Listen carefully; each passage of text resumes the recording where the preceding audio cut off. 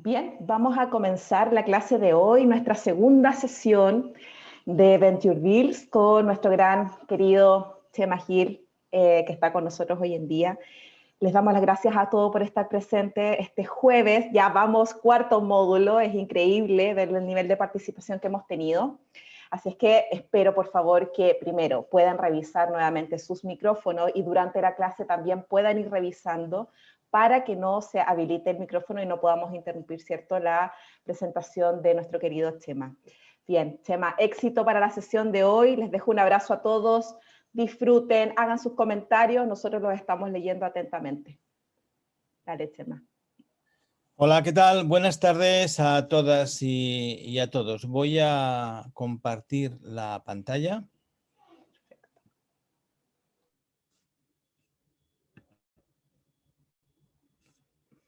Vale. Diría que ya se ve, ¿no? Perfecto. Pues bueno, si recordáis el martes pasado comentaba que cuáles eran los drivers, aquellas cosas que mueven a la gente que hace inversión en proyectos, ¿no?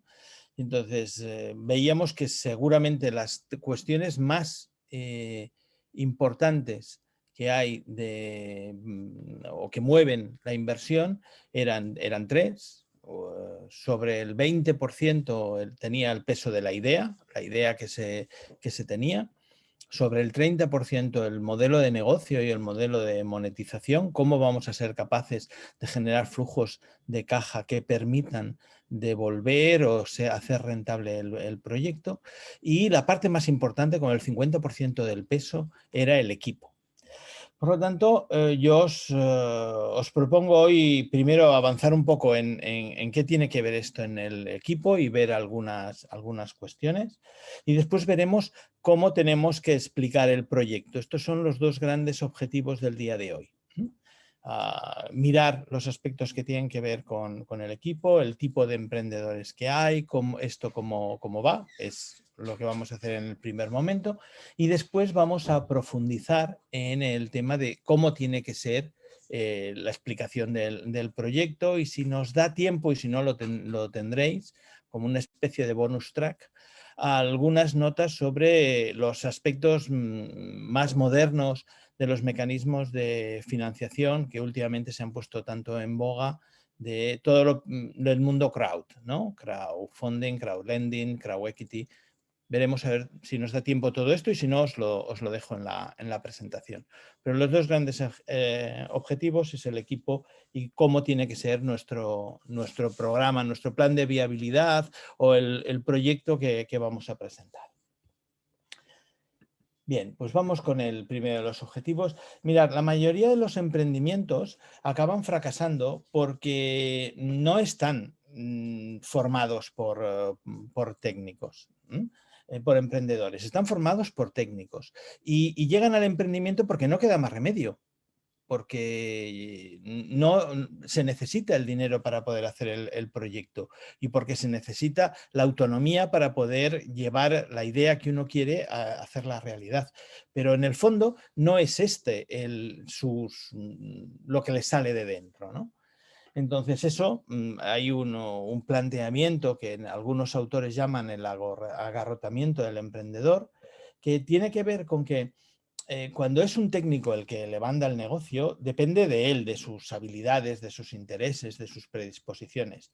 Dedica todo su tiempo, toda su energía y su vida a trabajar para ganarse la vida, aunque sea autónomo, aunque sea muy bueno en su área del saber o en su género artístico, ¿no? Y en cambio, lo que hace falta es un emprendedor o emprendedora que levante la empresa, que crea capacidades limitadas de energía, ¿no? Y aumenta exponencialmente su capital financiero, emocional y mental.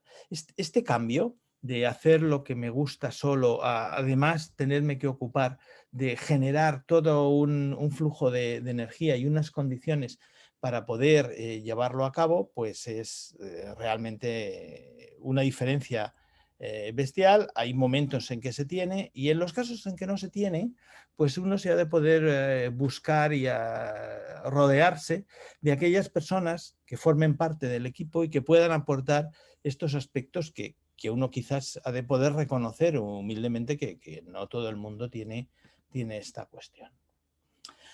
La pregunta, pues, es ¿qué clase de emprendedores sois? ¿O qué perfil mayoritario de emprendedores sois? Por eso os dejé entre el material que se colgó después de la clase del martes, os dejé un test, ¿vale?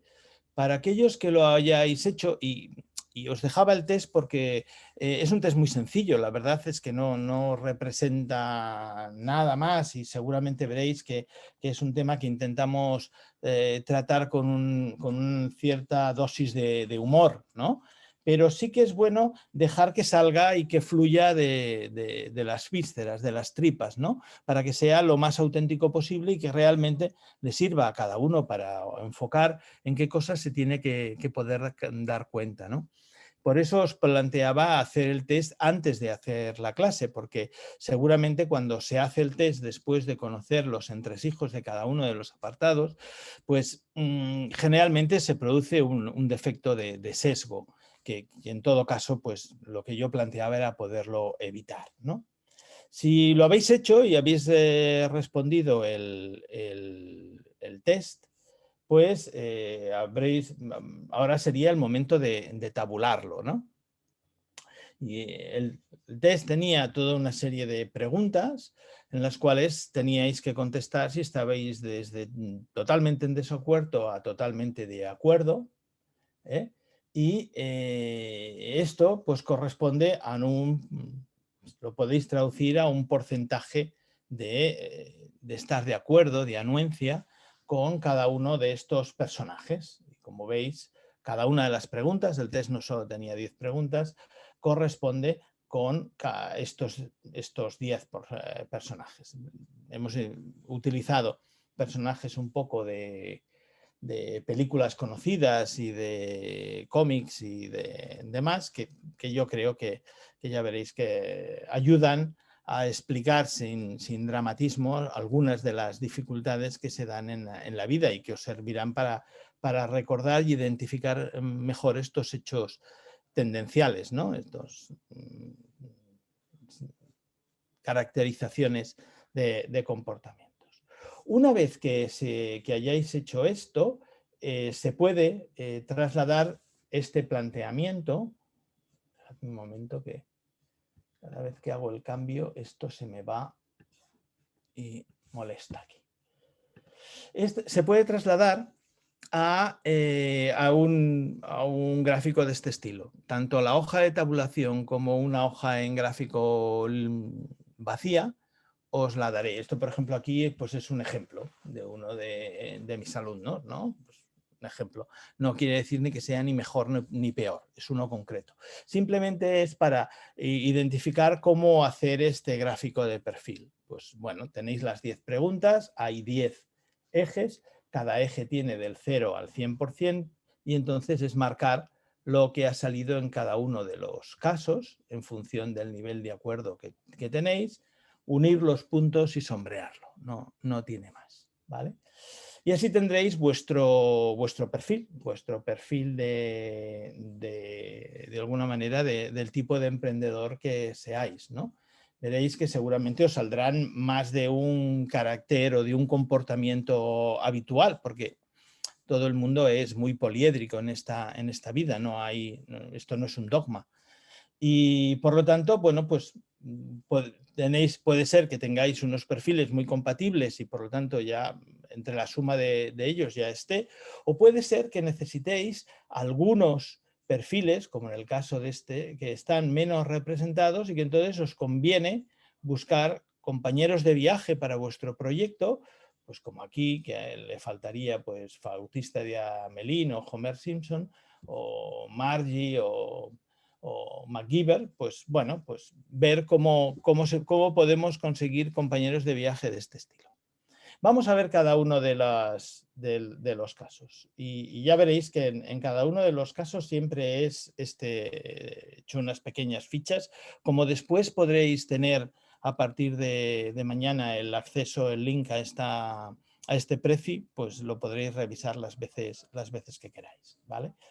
Todo eso es una pequeña ficha en cada uno de los casos en los cuales pues veremos primero qué es lo que caracteriza a este comportamiento, qué consejo se le puede dar cuando uno es así, con quién sería bueno asociarse, con quién sería un compañero de viaje que quizás no sería incompatible o poco interesante, cuáles son los puntos fuertes y débiles de este tipo de comportamiento y qué aspectos son áreas de mejora o áreas que se tienen que poder trabajar para funcionar mejor, ¿vale? Pues mirad, uno es el MacGyver. Supongo que conocéis al individuo este de las películas en que era capaz de, con muy pocas herramientas, con una navaja suiza como en la foto que he utilizado para la presentación, pues montar, yo qué sé, desde pues, cualquier ingenio que le permitía escapar de las diversas situaciones, ¿no? Por tanto, llamamos el comportamiento MacGyver a aquellos emprendedores que tienen una idea genial, una idea que les parece que va a ser fantástica y que les va a llevar al éxito y que no quieren compartir con nadie. Mantienen una permanente ilusión por inventar, que tienen miedo a que les roben la idea. Bueno, a veces que no tienen ninguna idea clara porque tienen tantas ideas geniales que, y como no las comparten, no las pueden completar o no las pueden matizar y es como si no tuvieran ninguna, ¿no? El consejo sería recordarles que la idea por sí sola no tiene demasiado valor. Ya lo vimos el otro día. Podéis decir, oye, un 20% es bastante importante. Sí, es bastante importante, pero recordar lo que decían los inversores. Hay 69.999 personas más en el mundo que pueden tener esa misma idea. Por lo tanto, la idea sola no tiene demasiado valor, ¿no? Y lo realmente importante es ponerle ruedas, hacer que se pueda poner en marcha, desarrollarla, ¿no? ¿Quién sería un buen compañero de viaje? Pues ya veréis, Son Goku. Son Goku, que tiene un perfil más del gestor polivalente que es capaz de hacer las cosas y que se puede encargar de todo, ¿no? Y en cambio, pues sería bastante incompatible pues, con un David en el Nomo, que sería el artista puro que le gusta hacer de lo suyo y que poca cosa tiene que hacer y que por lo tanto hay muchos otros aspectos que se van a quedar sin hacer, ¿no? A destacar el empuje, quizás un poco iluminado, y debe trabajar, pues poder bajar los pies a la tierra. Esta idea se le ha de poner ruedas y por lo tanto se ha de convertir en un proyecto con fases y demás, como veremos después. Y si no tienes todas las competencias que necesitas, pues te tienes que procurar por conseguirlas, ¿no? Como hacéis todos vosotros a través de esta formación. La Marge Simpson, ¿no? Es el tipo de comportamiento que relaciona diversos factores que se concatenan como por arte de magia y que en cuestión de meses tendrán una recompensa consolidada. Pensar que esto va a pasar así es un poco ilusorio y un poco naif, ¿no? Quizás tiene la sensación de que sabe perfectamente cómo hacer el trabajo, pero todavía no se ha dado cuenta que hacer lo que a uno le gusta o la imagen que uno tiene del proyecto también conlleva en el día a día tener que desarrollar muchas otras actividades y otras tareas que no se pueden tener en cuenta, ¿no? Consejo, pues bueno, lo que os ponía aquí, esforzarse en el cálculo de costes, que es uno de los aspectos complicados, de los que dependen en gran medida el que el funcionamiento de los proyectos vean la luz y sean exitosos y demás, ¿no? Entonces, puede asociarse con Scooby-Doo. Los miedos le ayudarán a tomar conciencia de los riesgos. Ya veréis que el perfil de comportamiento del Scooby-Doo es de aquel que tiene, pues generalmente se piensa todo mucho y le da muchas vueltas a las cosas. Pues a esto, a los que son Margie, pues la verdad es que les conviene, porque así se toma conciencia de las dificultades donde están. y sería incompatible pues, con el típico vago que representa en el comportamiento que sería de su marido, ¿no? De decir, estoy aquí esperando a que me traigan las cosas o esperando a que las cosas pasen por sí solas, ¿no? Si no, nadie haría nada, ¿no? Puntos fuertes, la ilusión y el proyecto personal, pero se tiene que dejar aconsejar y debe trabajar pues, todo lo que es la conceptualización empresarial, hacer las cosas, pues por mucho a uno que le guste. Mira, yo es que soy músico y tengo un grupo y me encanta tocar y demás, pero si quieres tener quieres montar una orquesta, es que esto lleva bastante más, o si quieres montar un grupo y tienes que gestionar una serie de bolos, etcétera, etcétera. Todo eso conlleva un trabajo y una dificultad de gestión que se ha de poder tener en cuenta. Y si no eres capaz de hacerlo tú, pues te has de buscar a alguien que lo pueda hacer, ¿no? Por lo tanto, la gestión y la planificación, ya sea a través de la capacitación o de conseguir a alguien que te acompañe y te ayude en este proyecto, es esencial. Scooby-Doo, como os decía, es el típica persona que tiene que contrastarlo todo 1.000.000 de veces, que nunca está seguro 100% de nada, ¿no? Que es un mar de dudas y eso pues a veces lleva a que sea la parálisis por el análisis, ¿no? Es decir, no acabo nunca de hacer las cosas, ¿no?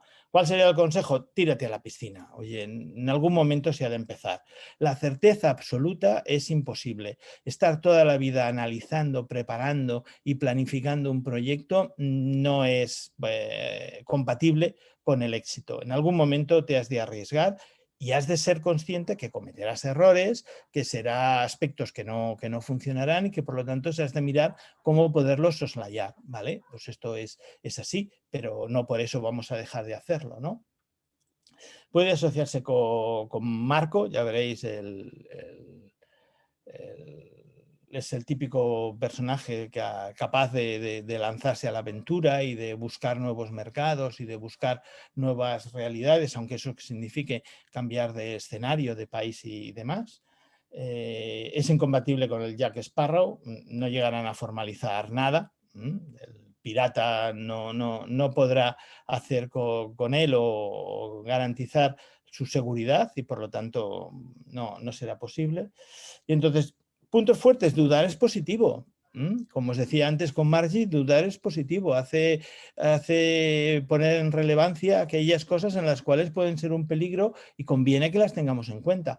Pero hemos de vivir con la incertidumbre, tener la seguridad, certeza absoluta de que tenemos la certeza de las cosas no la vamos a tener nunca, ¿no? Entonces, se ha de trabajar las habilidades comerciales, es un perfil que acostumbra a tener difícil lo de vender fuera, precisamente si no está convencido él, difícilmente tiene argumentos para poder desarrollar la venta a los demás. Y bueno, es más fácil si sistematizas tu argumentario de ventas o la estrategia en cómo lo vas a llevar a cabo. Jack Sparrow, bueno, es el tipo de comportamiento de quien llega al emprendimiento por casualidad, porque no queda más remedio, ¿no? Y es el tipo de comportamiento del que llega al emprendimiento y por lo tanto, como es por casualidad o porque no queda más remedio, no se preocupa o no tienen valor o no está desarrollando correctamente todos los diversos aspectos, ¿no? Y entonces da poco valor a la formalidad, todavía vive en un mundo informal, de intercambio, de mercado negro, de no concretar empresarialmente las cuestiones, ¿no? A veces también es el tipo de comportamiento que se da en emprendedores de segunda generación, ¿no? Que heredan el proyecto o el funcionamiento de sus padres o de unos amigos o de tal y les pasa esto, ¿no?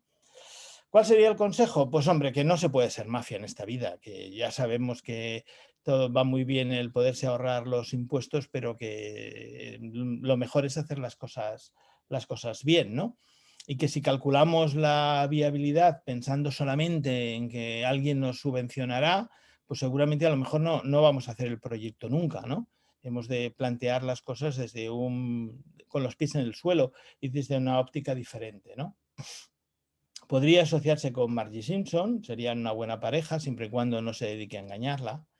Sería incompatible con el Pedro Picapiedra, ya veréis que es el típico que lo sabe todo y que no deja cambiar su opinión, ¿no? Y lo único que podrían incluso dedicarse a cosas horrorosas, ¿no? Puntos fuertes, pues que se suelen conocer bien la profesión, ¿no? Esto es algo que lo tienen bien controlado. Cómo funciona el negocio y cómo conseguir los clientes. Puntos débiles, pues que nunca será viable un proyecto que dependa exclusivamente de las subvenciones. No es así. Y por lo tanto, debe trabajar la gestión empresarial y la planificación económica y financiera, ¿vale? El Pedro Picapiedra, pues como os decía antes, es el tipo de individuo que que considera que nadie le tiene que enseñar nada, ¿no? Él lo sabe todo, lo conoce todo perfectamente y por lo tanto no admite, no escucha. El consejo sería bajar del burro, ¿no? Y solamente puedes vender si compras y no, solamente serás escuchado si escuchas. Esto que parece muy obvio, pues hay toda una serie de personas que no lo entienden. Si al hacer el test os sale un cierto porcentaje en esta cuestión, pues, ostras, mirar a ver y escuchar a ver si puede ser así, ¿no? Incompatible con Scooby-Doo, ya que necesita seguridad y el modo que ofreces pues es soberbia o es otra forma de hacer. Es un punto fuerte esta seguridad y este convencimiento, es decir, es muy necesario. A veces en los equipos es necesario que alguien haga, pues eso, de piedra sobre la cual se construyen las cosas, está bien, pero como la verdad absoluta no existe, pues el exceso de confianza puede provocar un cierto rechazo y volver a la gente en contra de uno mismo, ¿no?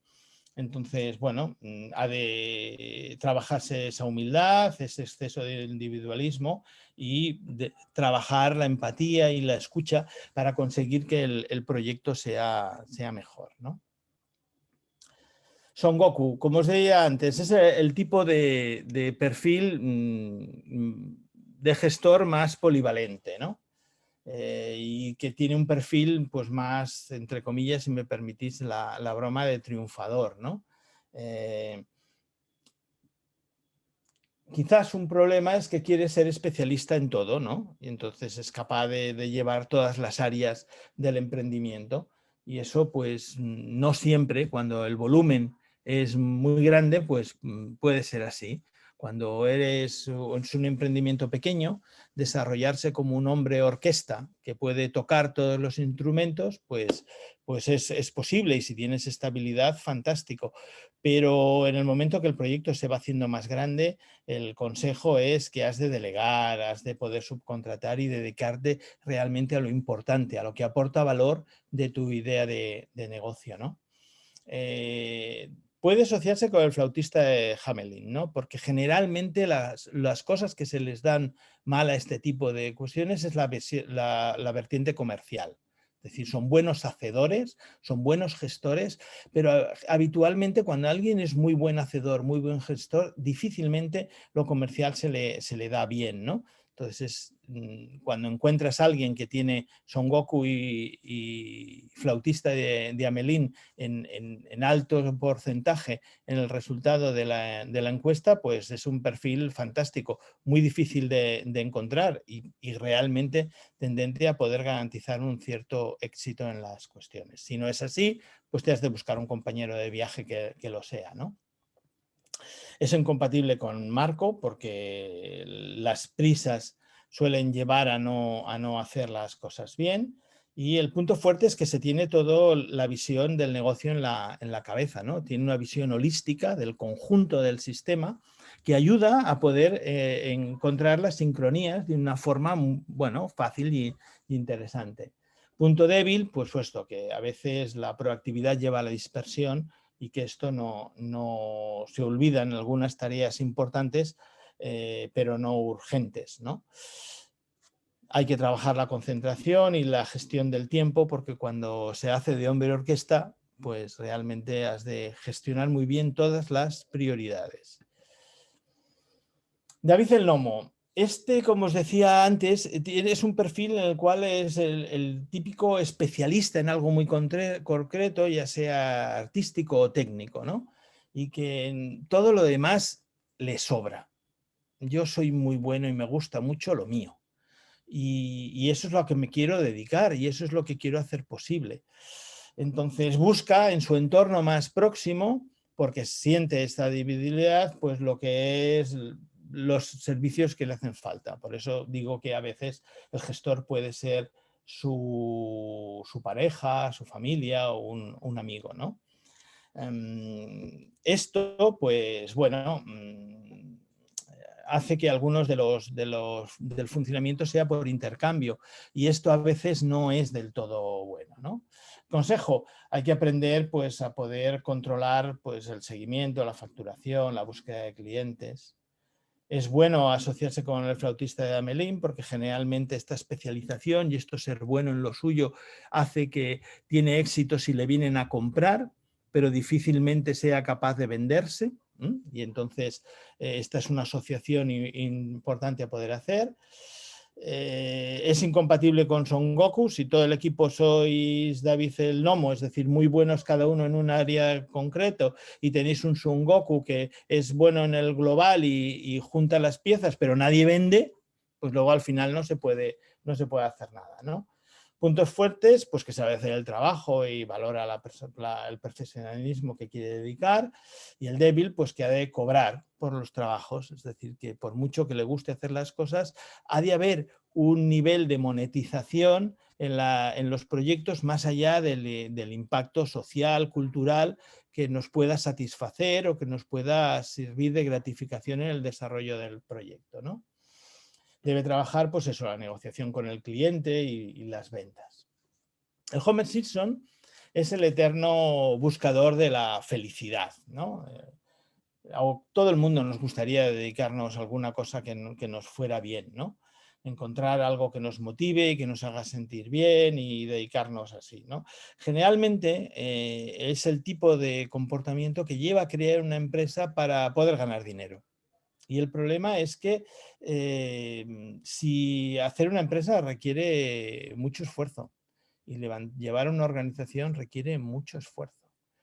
Y es una dedicación que si no te gusta se va a convertir en un calvario.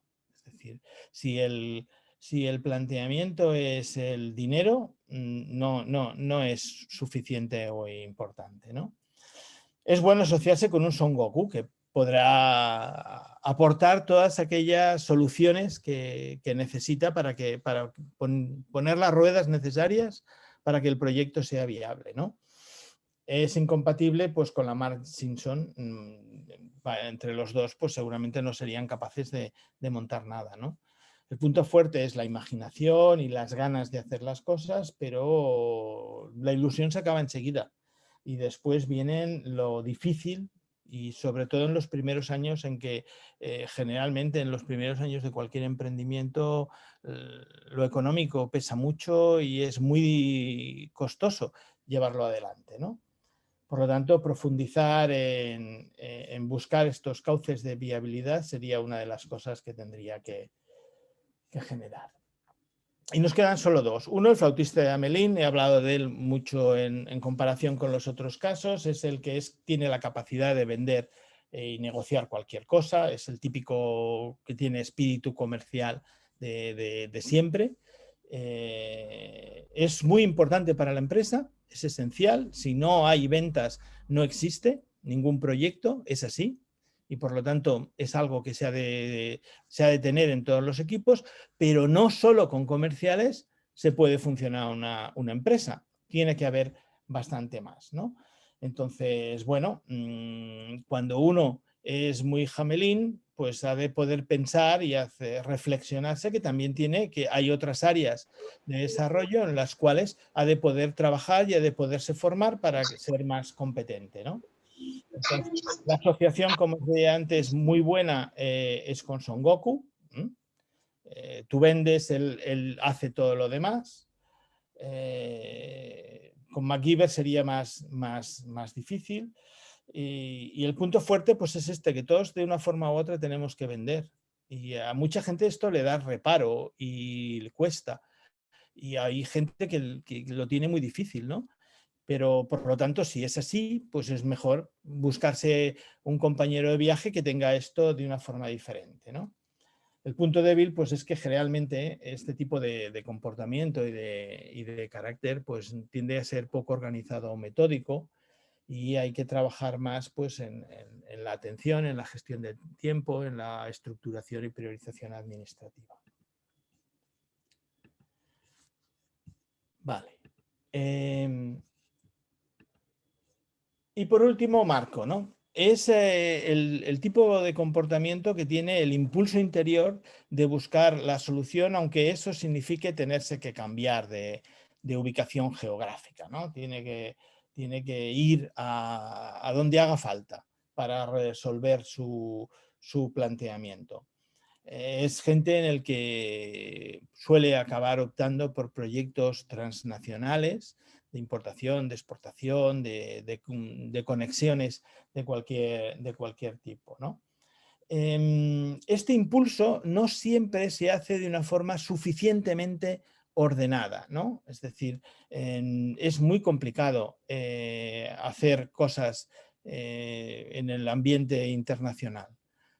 Os lo decía el otro día, compartimos un mismo lenguaje, pero no exactamente igual. Y antes le hacía bromas a Catherine de que los de España siempre decís que hablamos muy duro, muy secos, y si encima nos dedicamos a explicar cosas de los números, pues ¿qué debéis pensar de mí, madre de Dios? Pero es que es así, no es exactamente igual. Y hay que hacer un gran esfuerzo por dedicarse a entender bien la cultura, la sensibilidad y demás de los otros terrenos cuando quieres ir a vender o situarte de cualquier forma. Os lo decía el otro día, cualquiera somos capaces de vender en cualquier idioma, pero comprar solamente compramos en el nuestro. Por lo tanto, cuando vas a otro sitio, has de entender bien el idioma del otro. Y si no haces un esfuerzo por entender el idioma del otro y adaptarte a la realidad del idioma del otro, en todo el sentido amplio del concepto idioma, no estoy hablando solamente de que sepáis inglés, francés o chino para ampliar el mercado, no, más allá, compartimos un mismo idioma, el español o el castellano, y no es exactamente lo mismo. Pues si no haces este esfuerzo empático de ponerte a entender al otro, pues seguramente las cosas no funcionan, ¿no? La asociación con Scooby-Doo es bueno, no con Homer Simpson. El punto fuerte es este sentimiento de ser lanzado, atrevido, y esta capacidad de trabajo y esfuerzo. Pero hay que, teniendo en cuenta, no descuidar, ¿no?, la realidad local y escuchar el consejo, ¿no? Debe trabajar, pues evitar emprender por necesidad, sino por un deseo bien razonado y organizado, y la planificación y fijación de objetivos. Bueno, espero que más o menos esto os haya cuadrado, os guste o podáis ver que esta cuestión y os aporte algún aspecto. Por descontado que tenéis mi correo, chema@lmt4u.net, de Let Me Think For You, que es el nombre de mi consultora. Y si tenéis, oye, que yo no sé interpretarlo bien, o qué te parece, o mira qué cosa me sale, y queréis comentarlo, pues estaré encantado en charlar y en chafardear vuestra cuestión. Si no, pues al menos os queda para vosotros y para reflexionar sobre esta cuestión y cómo poder hacer esto, ¿vale? Os dejaré entre los materiales tanto la hoja de soluciones, que ya veréis que es según como os enseñaba antes, porque me decía Catherine que no se había entendido bien, seguramente porque hay gente que ha ido ingresando a posteriori. Pues ya veis, vosotros a cada una de las preguntas habéis marcado pues dónde estabais. Si estabais nada de acuerdo, pues es 0%, si estabais un poco de acuerdo, 25%, si estabais mucho de acuerdo, 50%, bastante 75%, 100%, pues simplemente es llegar hasta donde está, marcar lo que hayáis hecho o lo que habéis respondido en vuestra cuestión, es simplemente de trasladarlo a esta hoja que yo os digo que os lo dejaré, y os dejaré también la del gráfico multidimensional para que podáis hacer y dibujar el perfil. ¿Vale? Muy bien, pues vamos al segundo objetivo de hoy. ¿Vale? Este segundo objetivo tiene que ver con cómo tiene que ser o cómo debemos explicar nuestro plan de empresa o nuestro plan de viabilidad. ¿Vale? Y os propongo este viaje de posibles cosas y de aspectos que deberían poder estar en cada uno de los casos. Mirad, la primera cuestión que es esencial que hemos de poder explicar cuando vamos a buscar una financiación y cuando queremos, pues, explicar y dar a conocer nuestro proyecto es que hemos de poder establecer la idea o plan de negocio. Hemos de poder explicar bien nuestro modelo de negocio. Cuál es la visión que tenemos, cuál es nuestra misión y valores, cómo funciona el modelo de negocio. En este caso, yo siempre abogo por la metodología de Alexander Osterwalder y Bev Pickneur del Business Model Canvas. Se está convirtiendo en un estándar de facto para este tipo de cuestiones que después han copiado, han modificado y han desarrollado otros. Es igual la versión que cojáis, pero es un planteamiento. Yo trabajo originalmente con la de Osterwalder y Pickneur porque además tuve el placer de poder participar en la creación de este instrumento. Y la verdad es que es muy potente para poder hacer. Como estoy seguro que lo veréis en otros módulos y otras cuestiones, pues no abundo más. Y si alguno tiene necesidades, pues bueno,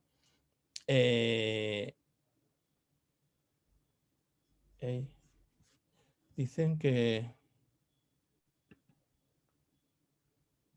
Ahí sí, ¿Ahora? Chema, ahí sí avanzó, que recién no avanzaba, vamos bien.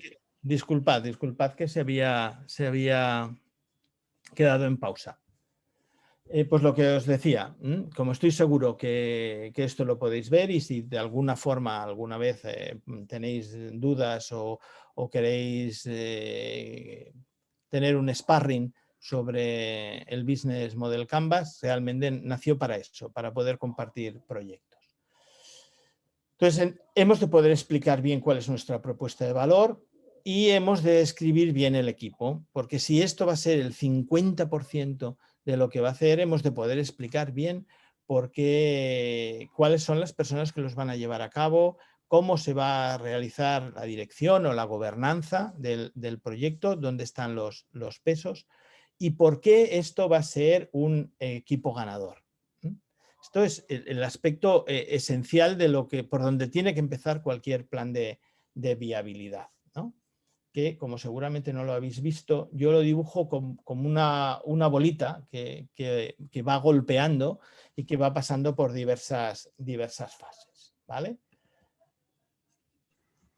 Bien, pues mirad, dentro de esta idea o plan de negocio, un aspecto a reflexionar importante es, nosotros tenemos siempre que balancear o conjugar tres grandes aspectos, ¿no? Que uno es la innovación, la cuantificación y la orquestación, la forma en cómo somos capaces de llevar a cabo las cuestiones, ¿no?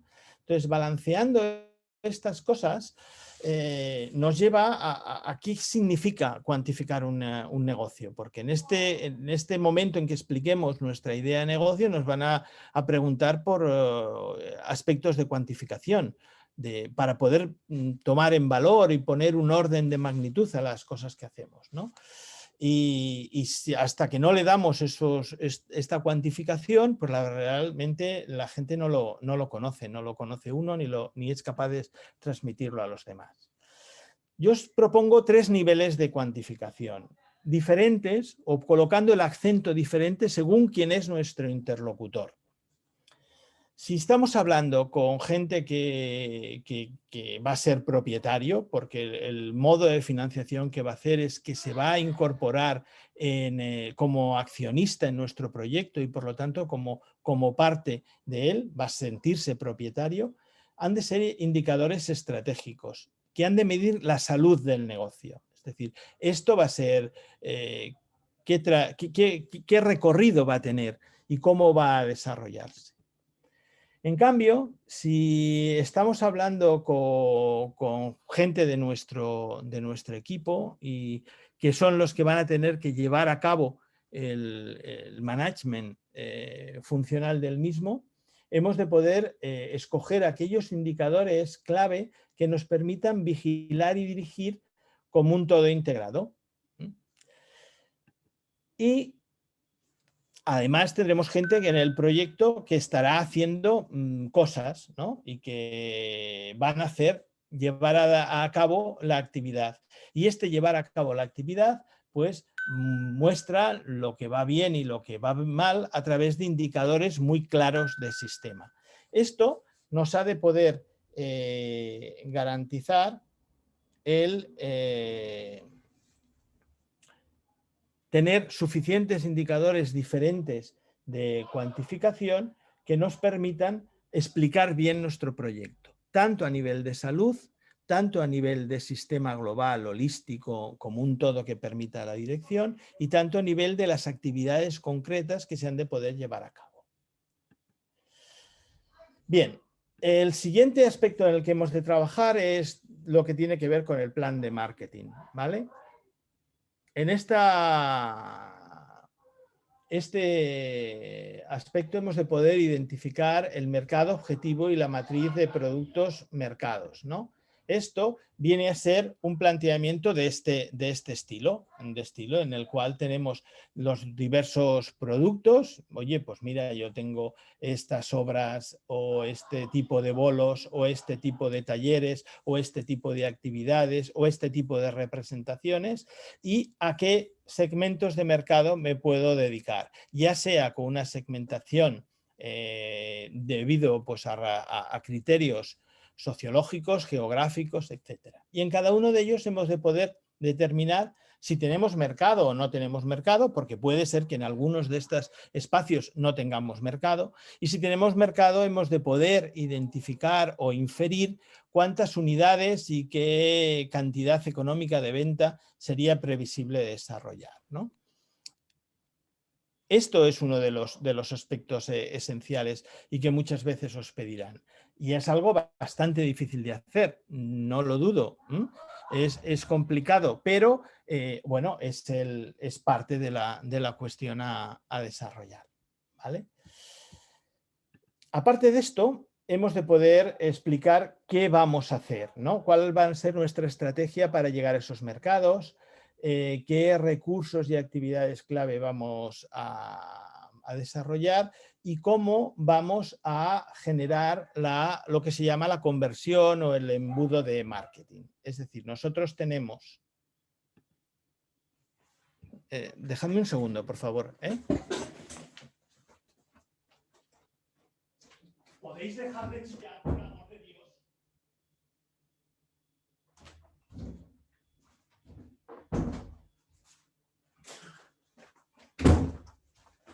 Ya estoy aquí, disculpad, pero es que había mucho ruido y me estaban desconcertando.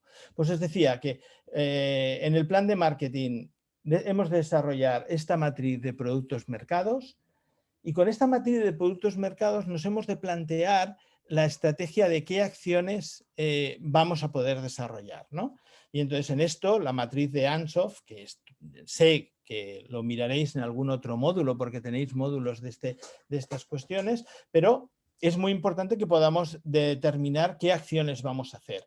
Es decir, si vamos a seguir haciendo nuestros mismos productos y vamos a ir a mercados existentes y por lo tanto lo que tenemos que hacer es desarrollar estrategias de penetración que podamos desarrollar mejor. Si vamos a ir a nuevos mercados y por lo tanto hemos de ir con una estrategia de segmentación y de identificando cómo vamos a conseguir presencia en esta cuestión, si vamos a desarrollar nuevos productos y por lo tanto, si ya estamos en esos mercados, nos conviene desarrollar una diferenciación del proyecto, y si al contrario vamos a la parte más difícil de la innovación, que es cuando tenemos nuevos productos en nuevos mercados y que eso comporta pues estrategias de diversificación determinadas. Esto es un aspecto muy importante. Hemos de poder decidir y argumentar cuál es la estrategia que estamos decidiendo y en la cual vamos a focalizar nuestro plan de marketing. Y en eso hemos de poder desarrollar pues, el embudo de marketing. Como os decía el otro día, cuando hablábamos de cómo desarrollar el cuadro de flujos de caja de una forma parametrizada, necesitamos plantear varios aspectos, ¿no? Uno de los aspectos es determinar cuál es la población de mercado objetivo. Sobre ese mercado objetivo, qué cobertura tenemos o creemos que vamos a poder llegar a tener en función de las acciones de marketing que está desarrollando nuestro plan.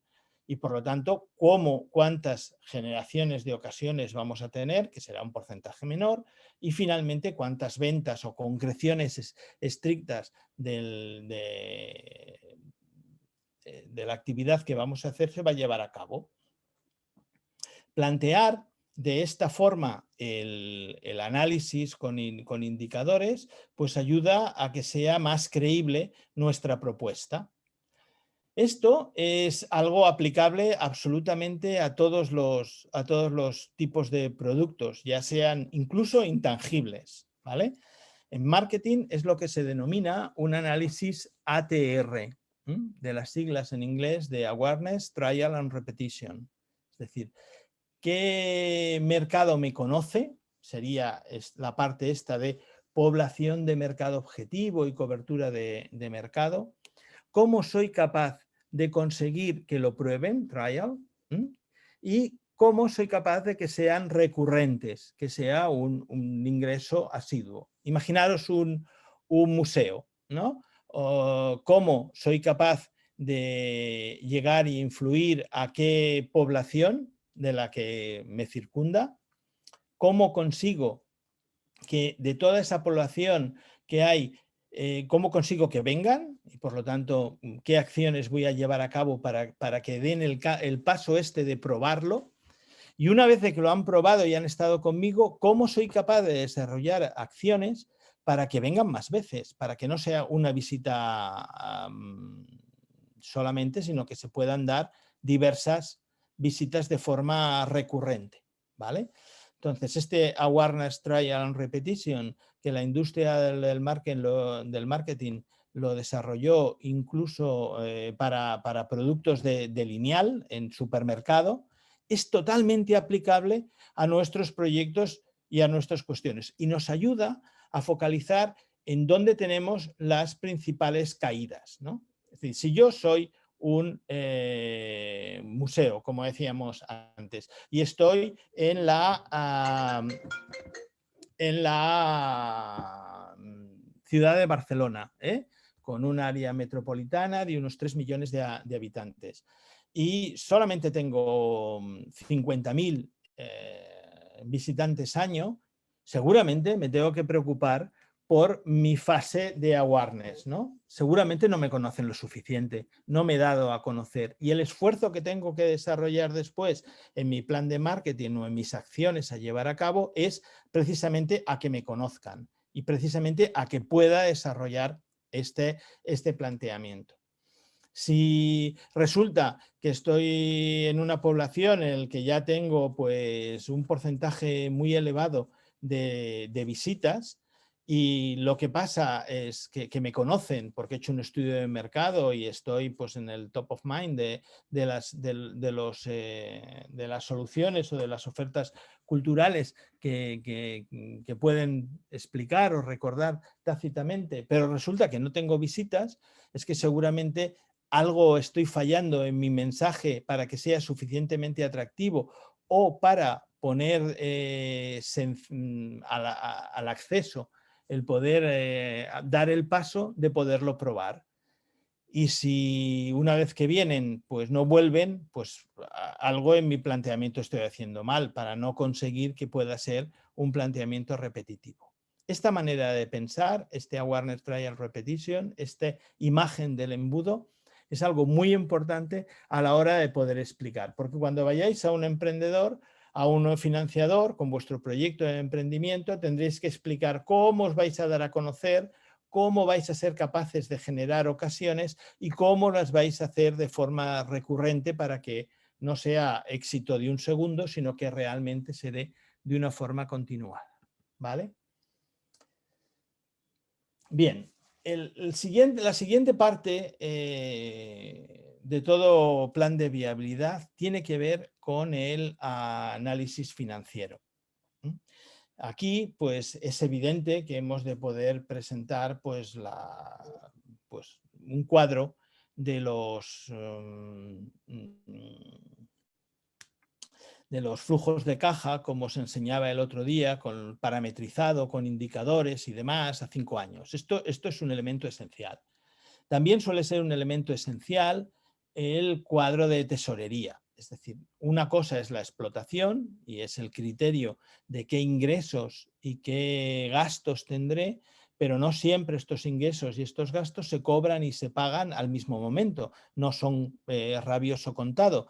Como tienen un decalaje, ¿esto cómo afecta? Y por lo tanto, el plan de qué cobros y qué pagos tendré para garantizar que realmente mes a mes voy a tener liquidez suficiente de poder llevar a cabo. Si os acordáis el otro día cuando hacíamos la parte de matemática financiera, el indicador de liquidez os decía que es el esencial para la viabilidad de un proyecto, porque si no tienes capacidad de poder hacer frente a las deudas, es cuando empiezan todos los problemas. Por lo tanto, aparte de la explotación y este cuadro o este planteamiento de cuadro de flujos de caja, el cuadro de tesorería es esencial. Y algunos aspectos importantes a tener en cuenta también sería el análisis de punto de equilibrio. El punto de equilibrio es en la zona en la cual primero requiere un cierto análisis de costes, es decir, de determinar de todos nuestros costes cuáles son fijos, es decir, no varían con respecto a la unidad, a la cantidad, al volumen de ventas que tengamos, y cuáles son variables, es decir, dependerá del volumen de actividad que hagamos. Imaginad que somos un grupo de música, ¿no? Pues si voy a hacer una campaña de verano y quiero desarrollar pues, distintos conciertos y no tengo equipo propio o equipo adecuado, seguramente un coste fijo será el alquiler de este equipamiento. Y claro, me lo alquilarán por toda la temporada y me costará lo mismo, haga un bolo que haga 50, me va a costar lo mismo. Por lo tanto, este es un coste fijo. Y en cambio, pues el ingeniero de sonido que le voy a contratar cada vez, los costes de desplazamiento y demás, pues serán costes variables, porque dependerán de cada vez que hago un bolo de estos. Vale, pues este análisis nos dice que en el momento en el cual bolo estocata, sí, quizás me refería, seguramente debes tener razón, Juan Marín, gracias. Este análisis del punto de equilibrio nos dice en qué volumen de ventas consigo cubrir los costes fijos y por lo tanto ni gano ni pierdo. Es punto de equilibrio, break-even en inglés, y por encima de este volumen de ventas, pues resulta que tendré beneficios porque ya habré cubierto los costes fijos.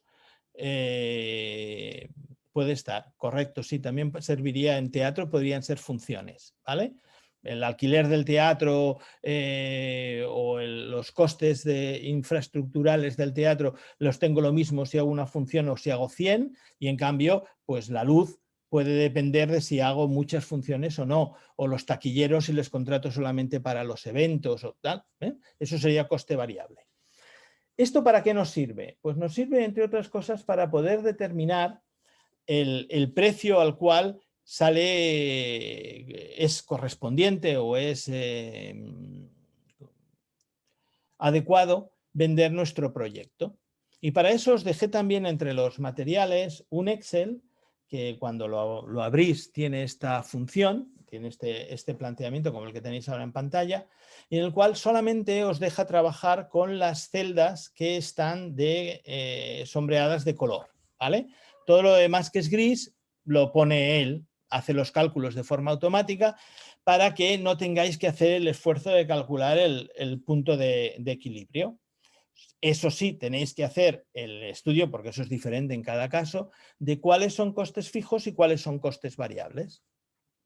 Haciendo esto, pues os permitirá decir, bueno, te pide el precio por unidad, es decir, cuánto cuesta pues la función de teatro, la taquilla, o cuánto la butaca vendida, por ejemplo, y cuántas butacas espero vender, cuál es el coste variable, es decir, los costes variables dividido por el número de butacas, pues sería esto, y cuáles serían los gastos fijos.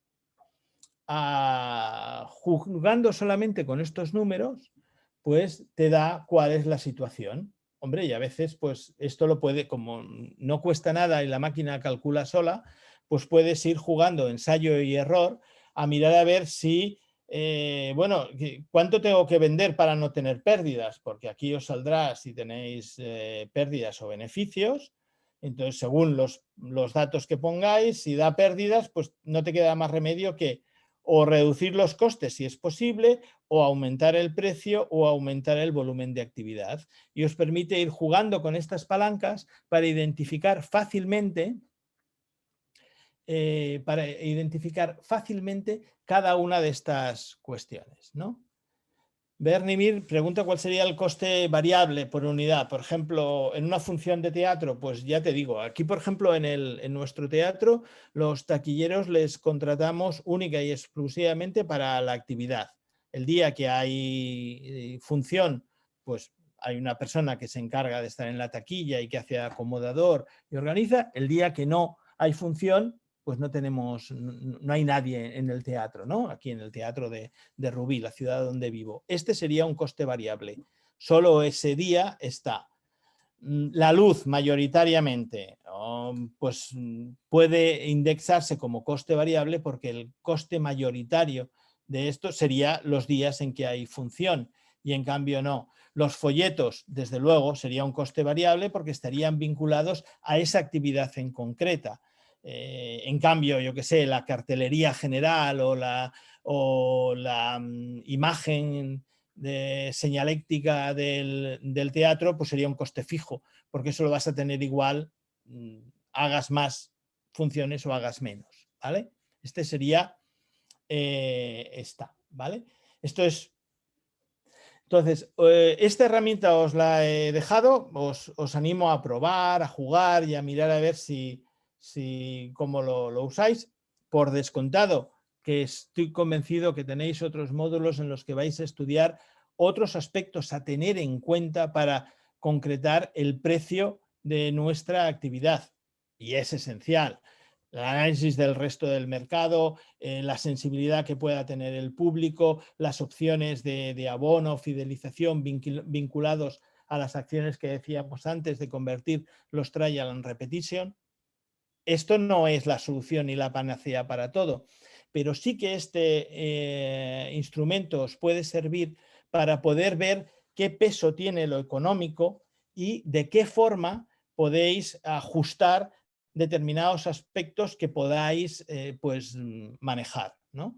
Y ver la sensibilidad que tiene vuestro proyecto a según qué cosas. ¿Qué sensibilidad tiene al precio? ¿Cómo cambia si yo cambio el precio? ¿Cómo cambia si yo cambio el volumen de actividad? Estos parámetros de sensibilidad son muy interesantes. Eso, cuando uno tiene que hacer los cálculos de forma manual y secuencial, pues a veces es un poco, para quien no está acostumbrado, es tedioso. y yo creo que con esta herramienta que hicimos hace tiempo, pues os puede ayudar a desarrollarlo mejor, ¿vale? Como todas las otras veces, si alguien cuando se ponga a hacerlo, pues plantea dificultades, pues me escribís y miramos a ver, ¿vale? ¿Cuál es el porcentaje de beneficio? Pregunta Ximena. Mira, Ximena, eso depende muchísimo. Eso depende mucho, no se puede decir, depende del tipo de actividad. No es lo mismo para una orquesta que para una obra de teatro y es complicado, ¿vale? No, en eso no podemos entrar. Hay que ponerlo en contexto y en el global de cada una de las actividades y en el momento del proyecto y demás. Desde el punto de vista global de viabilidad, que es a lo que tiene que responder el análisis conjunto del análisis financiero, la cantidad de flujos de caja que nos han de poder soportar, como decíamos el otro día, la financiación que venga. Y entonces ese es el análisis que nos van a dar, ¿no? Entonces, no es solamente en términos porcentuales, es también en términos de en cuánto tiempo. Ya veíais que uno de los aspectos que se tienen en cuenta es el payback, ¿no? Los años en los cuales nos van a devolver la inversión o esta capacidad de poder funcionar, y que no es lo mismo, pues cuantos menos años es mejor, y que puede ayudar a estos aspectos. Vale, el siguiente aspecto a incorporar en el plan de viabilidad cuando expliquemos es un cierto análisis ambiental, ¿no? Porque nuestro proyecto y nuestro emprendimiento se ha de poder colocar en el contexto de en qué economía estamos, cuáles son las tendencias clave y cuál es el análisis del mercado en el cual vamos a operar, qué competencia vamos a tener, porque eso nos marcará algunos de los aspectos, qué ventajas competitivas tiene nuestro proyecto. Este es un aspecto muy esencial. Y si habéis desarrollado bien el Business Model Canvas, el propio sistema del Canvas contiene toda una serie de formularios para poder desarrollar un DAFO y un análisis de entorno bastante interesante, ¿vale? Cambiando simplemente el origen de la mirada y dónde se pone en cada uno de los casos, ¿vale? Por lo tanto, esto es un aspecto importante. No has de poder hablar y tener claro. Sí, el DAFO es lo que conocéis por FODA o SWOT, con las técnicas, con las iniciales en inglés. Es exactamente lo mismo. ¿Vale? Entonces, esto es un aspecto esencial a incorporar. Este análisis, cuando concretamos esta cobertura del FODA entre lo que es análisis interno y externo, también hemos de poder incorporar los aspectos de incertidumbre. Porque son así, son inherentes al proyecto, y porque es más fácil que les digamos nosotros y les expliquemos que no que dejemos que quien nos está juzgando nos vaya a preguntar por ellos. Porque si nos preguntan por ellos, seguramente la sensación que estamos dando es peor que si ya explicamos nosotros la dificultad que puede tener y ya hemos previsto cómo responderla, cómo hacerle frente, y damos una credibilidad mayor, ¿no? Para poder hacer esto hemos de poder tener en cuenta cuáles son los riesgos específicos de financiar los proyectos culturales. Y el otro día me preguntaban algunos aspectos de este estilo y dije, hombre, hoy dejadme que lo responda cuando toca, ¿no? Mira, yo creo que los riesgos específicos de financiar proyectos culturales son 4. Uno es que hay mucha gente que está o muchos proyectos que están vinculados a un concepto de gratuidad, que la gente espera pues tener una cuestión gratuita. Y desgraciadamente todo el desarrollo de Internet y demás no ha hecho más que empeorarlo.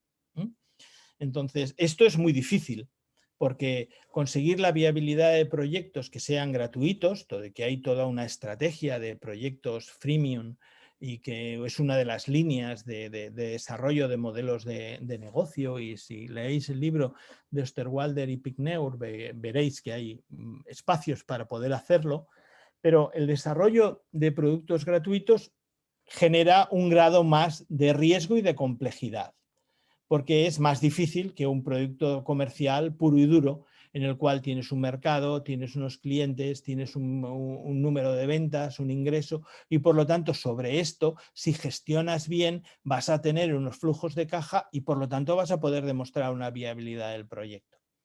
Cuando entramos en juego que una gran parte de la actividad es gratuita, esto hace que lo dificulta muchísimo, y en muchos sitios la cultura, desgraciadamente, la tendencia es a que sea gratuita, y por lo tanto uno se ha de estrujar la cabeza para encontrar cómo financiar estos aspectos, pero al que quiera compartir nuestro proyecto como financiador o como proveedor de capital, le va a costar entender esto, porque es un riesgo diferencial clarísimo, ¿no?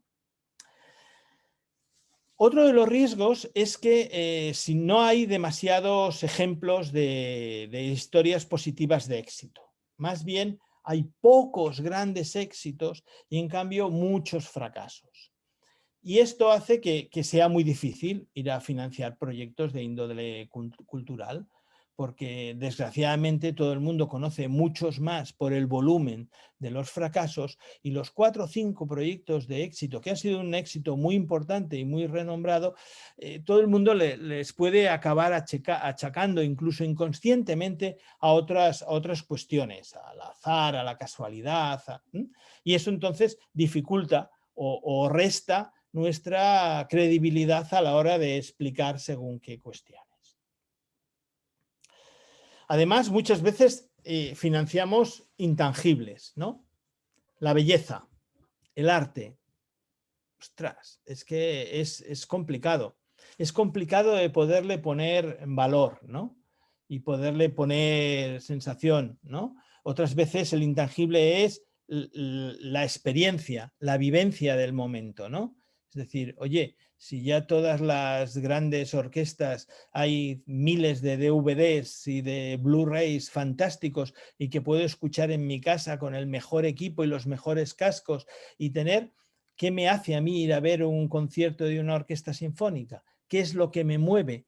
¿Cuál es el intangible por el que yo pago cuando voy a hacer esto? Pues por la vivencia, por el momento, por notar no solamente en los oídos, sino en toda la piel, la sensación de la emoción o de el compartir colectivamente un momento de arte y de belleza, ¿no? Pero esto es difícilmente traducible en números y por lo tanto difícilmente transportable a la cuenta de resultados. Y por último, todo esto lo que lleva es a que sea muy difícil establecer una estimación de la demanda. Y conseguir esos indicadores que os pedía de mercado y de actividad que me permitan generar este cuadro de flujos de caja. Si es difícil estimar la demanda, es bastante difícil el prototipado, ¿no? En muchas industrias es muy fácil empezar por un ejemplo más pequeño, por una actividad más concreta, que la gente pueda probar, que miras a ver qué respuesta tiene y eso te permite ir ajustando los diversos aspectos del proyecto para que no tengas tantos errores. Aquí, como la demanda es tan difícil de estimar, el prototipado es muy complicado. Todo y que, si veis en el mundo de las series y demás, ya se hace mucho. Se lanza un proyecto, un capítulo piloto, se mira a ver cómo responde la gente, se dejan pequeños teasers en redes sociales para ver cuál es la interacción con el mercado y sobre eso cambian, configuran y reajustan algunos de los aspectos. pero ciertamente es muy difícil de hacer en otras cuestiones, con una compañía de danza, con una orquesta sinfónica, con una compañía de teatro, es mucho más complicado. Por lo tanto, cuando se hace eco uno y quiere explicar su proyecto, ha de poder afrontar directamente estos riesgos y afrontarlos con valentía. Quererlos ocultar no nos van a aportar nada, porque los vemos nosotros y los ven también la gente a la cual nos vayamos a dirigir. Por lo tanto, hemos de afrontar la gratuidad, el poco volumen de éxitos que se puede dar, el intangible que estamos trabajando y la demanda, cómo hemos estimado la demanda con las dificultades que ya hemos tenido o si hemos podido desarrollar algún ejemplo de prototipado. Por cierto, el último libro de Osterwalder, de la serie Business Model Canvas, tiene que ver con el testeo y tiene que ver con el prototipado, y veréis que hay también da ideas muy interesantes para hacer. Por último, si veis, esta bola está un poco de rebote, ¿no? Separada. No suele estar, si veis en los libros de texto habituales, no suele formar parte del plan de viabilidad, pero yo lo aconsejo mucho. Es decir, poder incorporar cuál es el plan de aplicación. Es decir, si me da usted el dinero, ¿qué haré con él mañana? ¿Cuáles serán mis siguientes primeros pasos, ¿no? Y por lo tanto poder incorporar el proyecto, los objetivos, el cómo voy a hacer la planificación y el management, cómo voy a medir la satisfacción de los clientes y cómo voy a desarrollar un cierto proceso reiterativo de innovación. Y hacer esto además de una forma priorizada, ¿no? Y para priorizar, aconsejo siempre poder incorporar algunos aspectos, como mínimo estos de factibilidad y impacto, es decir, de todas las actividades que tengo que hacer, cuáles son más fáciles de hacer o menos, y cuáles tienen más o menos impacto. Y a veces incorporar incluso un tercer criterio, que es el de coste, ¿no? Por lo tanto, poder hacer primero aquellas actividades que son más fáciles de hacer, que dan más impacto y que tienen menor coste. Y en cambio dejar para último, siempre que sea posible, porque a veces son actividades predecesoras que se dice en planificación y que requiere que se hagan primero, pero suponiendo que se pueda, dejar para lo último aquellas actividades que son más difíciles de hacer, por lo tanto tienen poca factibilidad, aquellas que tienen poco impacto y que tienen un alto coste. El conseguir ordenar las actividades a hacer en función de estos criterios de priorización da mucha seguridad al inversor, porque entiende claramente que tenemos pensado y desarrollado qué vamos a hacer con su dinero y cómo vamos a ser capaces de con eso llevar a cabo un proyecto exitoso. Por lo tanto, ya os digo que suelen ser aspectos que en muchos sitios veréis que no forman parte del plan de viabilidad, pero yo os lo aconsejo, porque en mi experiencia, si no después te lo piden, si no después te lo piden en muchas rondas de financiación en las que he participado acompañando a diversos proyectos, a startups y demás, después te lo acaban pidiendo. Los financiadores de turno, el business angel de turno, te acaba pidiendo, oiga, vale, y entonces si le damos el dinero, usted mañana con él, ¿qué hará? ¿No? Si respondes, ostras, pues no lo sé, ya lo pensaré, pues ya te has quedado sin la financiación. Es así de claro. Si lo tenemos claro, lo tenemos previsto, lo tenemos desarrollado, daremos una respuesta decidida, y si la aportamos primero, pues mejor que mejor, porque demostrará nuestra solvencia y nuestra capacidad. ¿Vale? Bueno, pues esto es la cuestión. Me quedan, nada, dos minutos muy rápidamente. Se ha puesto muy de moda todos los instrumentos de financiación colaborativa, todo lo que tiene que ver con el crowdfunding o crowd algo, ¿vale? En este sentido, este gráfico, ya veréis que muchas de estas imágenes están muy dedicadas a lo que es la realidad en España y la legislación en España, ¿vale? Pero bueno, en sentido general, si hacéis la extracción, yo creo que también os puede servir y por eso lo he querido incorporar, ¿no? Hay 4 tipos de fundraising global, lo que sería el de donaciones, lo que sería de recompensa, en el cual podemos desarrollar pues el poder dar algunas cosas o generar algún intercambio que pueda ser interesante para la persona, como decíamos el otro día, a través pues, de poder tener una charla con el director o poder hacer alguna actividad de este estilo. Los de préstamos, no conozco ningún caso en el mundo cultural, pero a veces, por ejemplo, el tema medioambiental está súper extendido, es decir, préstamos colaborativos de mucha gente que aporta pequeñas cantidades para no tener que tener la deuda bancaria y en cambio tenerlo de otra forma. Para todo lo que es la energía verde y solar está muy desarrollado. ¿Y quién dice que no? En el futuro podría haber alguna compañía que haga crowdlending para proyectos culturales y hemos de estar alerta y atentos a esta cuestión. Y el de capital o crowd equity, que es buscar socios y formar socios que formen parte de nuestra cuestión, de nuestro proyecto desde el inicio, ¿vale? Esto generalmente suele estar desarrollado por ley, no todo el mundo puede hacer esto. Ha de garantizarse pues, que si uno no es acreditado, la mayor parte de las leyes de los países ponen límites para que la gente no se meta en problemas. Y si uno es un inversor acreditado, pues tiene capacidad infinita, o si está asesorado, tiene capacidad infinita de poder participar, ¿no? Suele hacerse a través de plataformas y suelen tener ventajas fiscales importantes para poder desarrollar. Y os he dejado 2 ejemplos que podéis fisgar porque en ellos hay proyectos de todo tipo.